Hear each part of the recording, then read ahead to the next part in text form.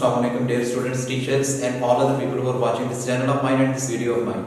I am Adnan Gujral and you are watching GEL English Grammar Pakistan. Students आप हमेशा ये सोचते हैं और हमेशा आप लोगों का ये ख्याल होगा कि जो सर है वो बड़ी स्पीड से बोलते हैं तो बच्चे स्पीड से इसलिए बोला जाता है कि ताकि टाइम इज वेरी प्रीशियस, वक्त बहुत कीमती होता है। तो मैं ये कोशिश करता हूँ कि कम वक्त में आपको ज्यादा से ज्यादा चीजें बता सके। जैसा कि थंबनेल में वीडियो के स्टार्ट में आपको पता चल गया होगा, This lecture is about the present continuous tense. Previous video में मैंने present indefinite tense के बारे में आपको बताया था, लेकिन कंप्लीट नहीं, क्योंकि मैं उन टीचर्स में से बेटा बिल्कुल भी नहीं हूँ जो आपको ये कह देते हैं कि 15 मिनट के अंदर टेंस खत्म कर देते हैं। मेरा जो एक present indefinite tense होगा उसमें 1 घंटे की 4 क्लासेस होगी। तो अब सपोज आप खुद ही हिसाब लगा लें कि 15 मिनट की वीडियो बनाता हूँ, उसमें 10 एक टेंस में लगेंगे।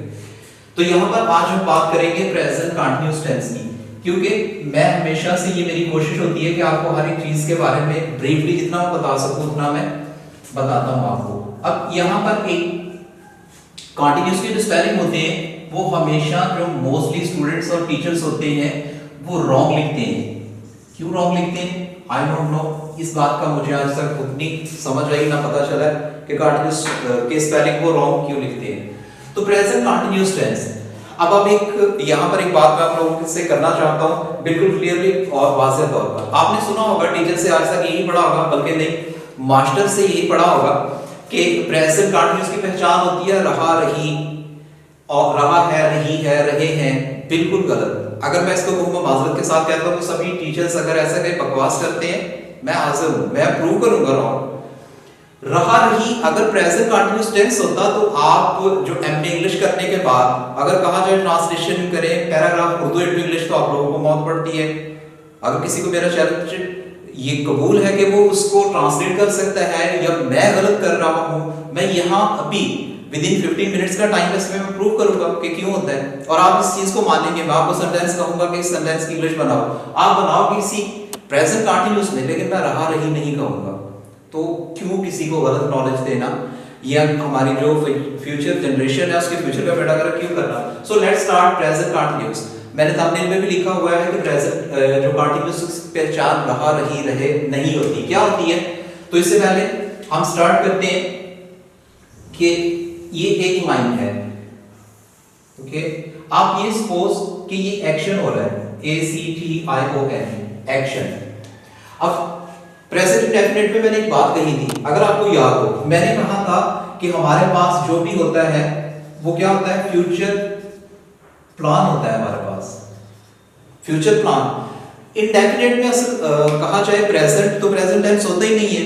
अगर मैं यहाँ पर खड़ा हूँ, मुझे पता है कि नेक्स्ट लम्हा मैंने यहाँ पर क्या लिखना है, मेरा माइंड फ्यूचर की सोच रहा है। हम जितने भी ह्यूमन बीइंग्स होते हैं वो सब की सब किस में प्लानिंग करते हैं, फ्यूचर में। प्रेजेंट नाम की तो कोई चीज नहीं होती, लेकिन यहाँ पर प्रेजेंट क्या होगा, हम फ्यूचर प्लान के लिए क्या यूज करेंगे, going to but plus V1 verb की फर्स्ट फॉर्म यूज होगी। इस बात को इधर ही छोड़ना है क्योंकि हम कर रहे हैं प्रेजेंट कंटीन्यूअस टेंस। अब यहां से हमने कहा एक्शन, अब ये एक्शन है। अब इस चीज को डेफिनेशन अगर मैं यहां पर लिख भी दूं, क्योंकि हो सकता है कि आपको वर्बली समझ ना आए। Action starts at the time of speaking भी कह सकते हैं, टॉकिंग भी कह सकते हैं।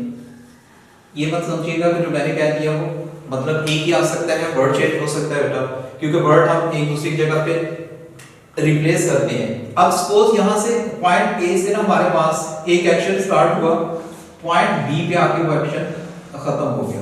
अब इस बात को गौर से सुनना है, स्टोरी को गौर से सुनना है। हमारे पास सेक्शन स्टार्ट हुआ, पॉइंट ए से बी तक वो जाके कंप्लीट हो गया। अब जब हमने ये एक्शन स्टार्ट्स हुआ कब, at the time of speaking, जब हम बोल रहे हैं तब तक वो एक्शन क्या है, कंटिन्यू है, कंटीन्यूअस टेंस हम कर रहे हैं। तो एक्शन जो कंटिन्यू होता है उसे एक्चुअली हम कहते हैं प्रेजेंट कंटीन्यूअस टेंस। अब आप कहेंगे किस किस्म की डेफिनेशन होगी या किस किस्म का आपने पॉइंट उठाया, हमें इस चीज की समझ नहीं आई। तो पहले इस चीज को ड्रॉ कर लें, मीन्स अपनी नोटबुक पे लिख लें, क्योंकि मैं इसे इरेज करूंगा। और ये चीज आपने लाजमी लिखनी है कि फ्यूचर प्लान जो होगा वो going two plus V1 verb की फर्स्ट फॉर्म से स्टार्ट होगा। और इसकी डेफिनेशन क्या होगी, action start at the time of speaking. ऐसा एक्शन जिसे हम जब बात कर रहे हैं, जिस तरह से मैं आपसे कर रहा हूं, वो एक्शन तब जारी हो तो हम उसे क्या कहते हैं, प्रेजेंट कंटिन्यूअस। यहां पर मास्टर्स वाली रहा रही वाली पहचान आपने नहीं करनी। क्यों नहीं करनी? अभी जो नेक्स्ट पॉइंट है वो इसी के बारे में। अभी मैंने आपको क्या कहा, एक्शन भी कह सकते हैं आप या वर्क भी कह सकते हैं। एक्शन और work that start sometimes later and continue when we are talking और स्पीकिंग। ऐसा एक्शन जो थोड़ी देर पहले स्टार्ट हुआ हो और जब बोला जा रहा है तब तक वो एक्शन जारी हो, कंटिन्यू हो, उसे हम क्या कहेंगे, प्रेजेंट कंटीन्यूअस टेंस। अब आप लोगों का सबसे पहले जो आपके माइंड में या आपके ब्रेन में एक भ्रम भर दिया होता है टीचर्स ने कि रहा रही इसकी पहचान होती है। अब मैं आप लोगों से पूछता हूं, मैं खड़ा हूं, अभी भी खड़ा हूं ना, मैं खड़ा हूं, ट्रांसलेट करें, आई एम स्टैंडिंग। तुम बैठे हो, यू आर सिटिंग। तुम्हारा भाई बाहर खड़ा है, your brother is standing at outside. तो रहा कहां गया?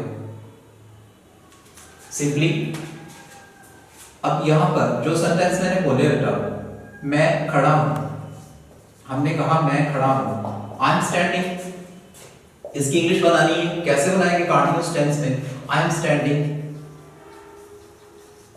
अब इसमें रहा कहां से आया? मैंने शर्ट पहनी है, आई एम वेयरिंग शर्ट। मैंने जूता पहना है, आई एम वेयरिंग शूज। तुम्हारा भाई नदी के किनारे बैठा है, your brother is sitting at the bank of stream कह लें या बैंक ऑफ कैनाल कह लें। अगर कहेंगे कि तुम्हारा भाई नहर के किनारे बैठा है, your brother is sitting at the bank of canal. अब इसमें रहा रहा रही कहां है, मुझे दिखाएं, नहीं है ना।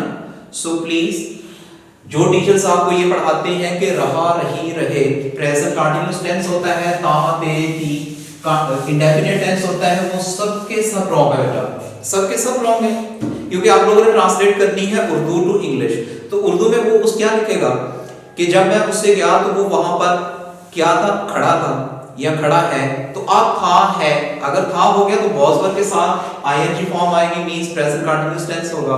अगर है के साथ इस्तेमाल होगा तो हम क्या यूज करेंगे, इज एम आर का यूज करेंगे।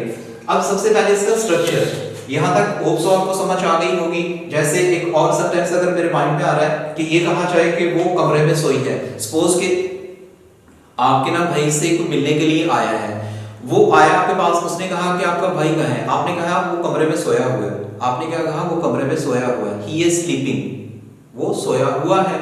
अब वो सो रहा है या सोया हुआ है, क्यों ही एक वो क्या कहते हैं उसे कि ये बिल्कुल ऐसे ही होता है कि जो चीज मैंने पढ़ी है अपने बच्चों को भी वही पढ़ानी है, उन्होंने नेक्स्ट अपने बच्चों को पढ़ानी है, चेंज हमने एक्सेप्ट नहीं करनी।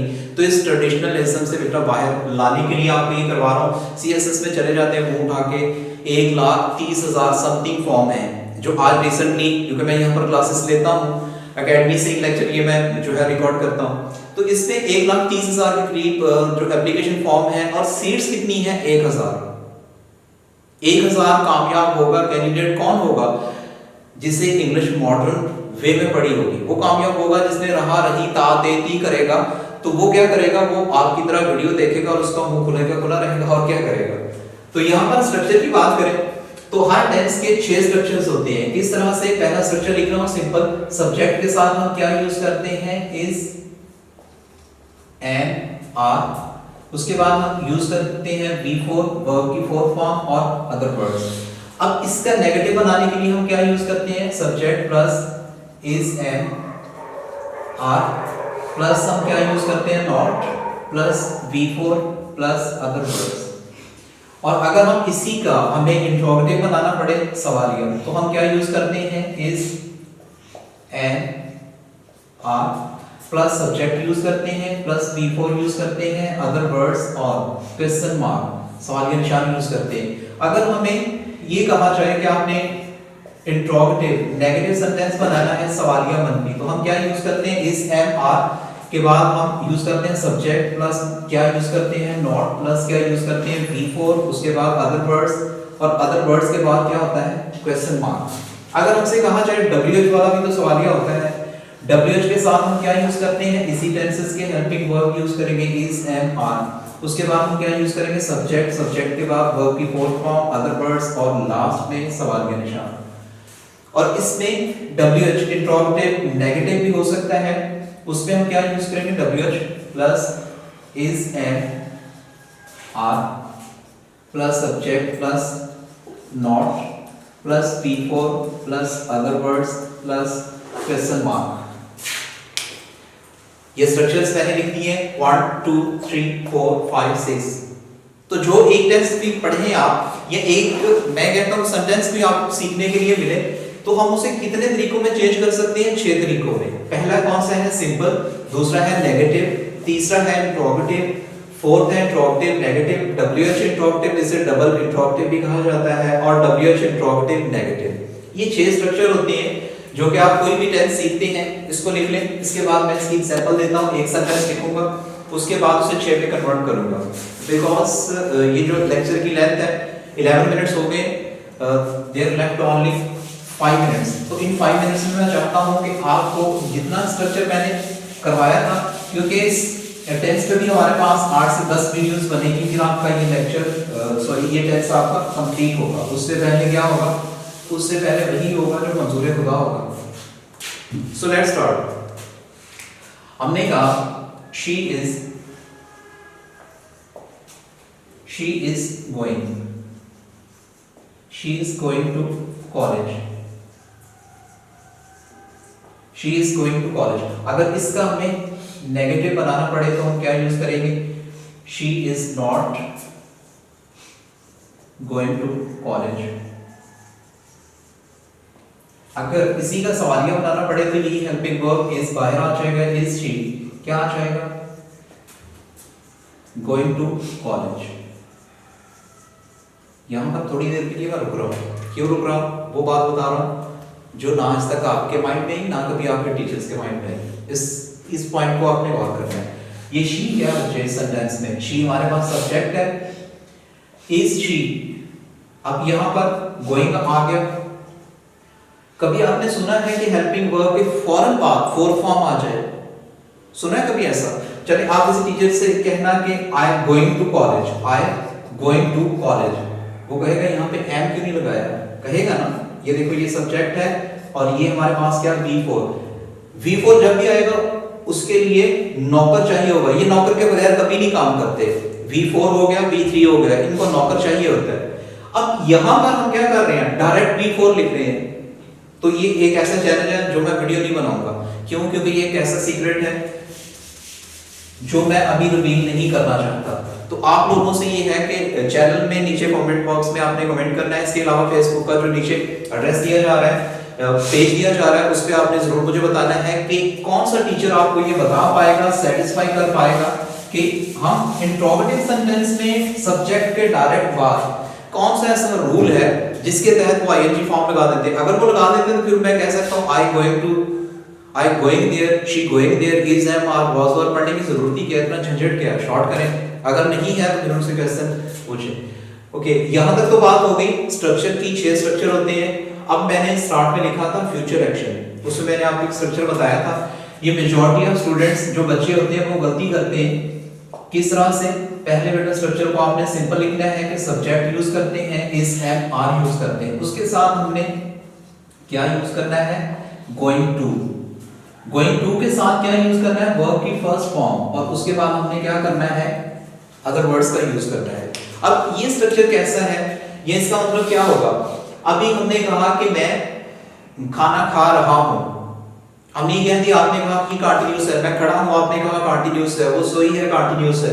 अब मैं कहता हूं कि मैं घर जा रहा हूं, अभी मैं गया नहीं, फ्यूचर में प्लान है मेरा क्या, कि मैं सोने जा रहा हूं। अक्सर हम ऐसे होते हैं, बातचीत करते होते हैं, आप तो कहते हैं कि अच्छा मुझे नींद आ रही है, मैं सोने जा रहा हूं। अब आप सोने जा रहे हैं, अभी सोए नहीं आप अपने फ्यूचर के प्लान के बारे में बता रहे हो। अगर ऐसी सिचुएशन हो तो हम क्या यूज करते हैं, इज एम आर के साथ गोइंग टू।